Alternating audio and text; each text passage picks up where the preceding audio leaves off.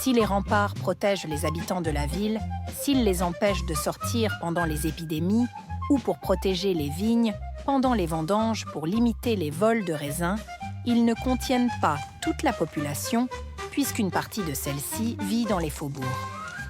Exposés au danger, ils accueillent une population souvent récemment installée.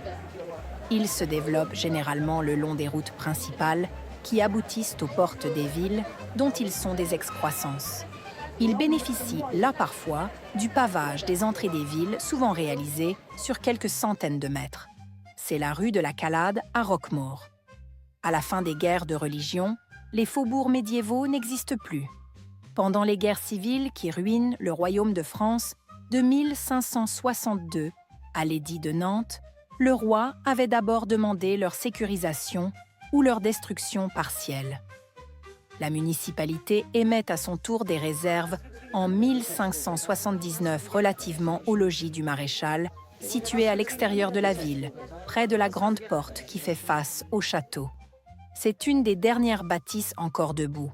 Les édiles craignent qu'elle ne devienne une menace si des ennemis devaient s'y cacher. Démantelés, ces faubourgs réapparaissent au début du XVIIe siècle et en quelques années se reconstituent, accompagnant ainsi cette reprise économique qui succède naturellement à la fin des conflits. La reprise du commerce, et notamment des échanges viticoles, dynamise la vallée du Rhône et Roquemaure.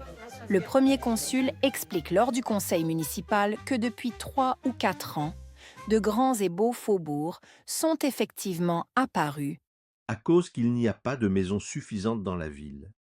On trouve un faubourg au nord-est, entre le château et la ville, où un habitat s'est développé qui ne résistera pas aux fureurs du Rhône.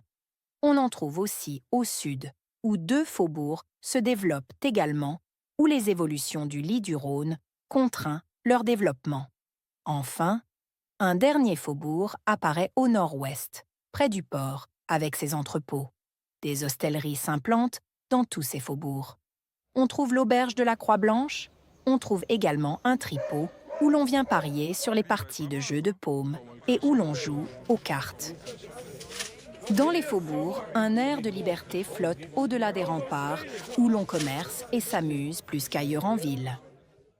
Au XVIIIe siècle, les faubourgs atteignent une extension jusque-là jamais vue.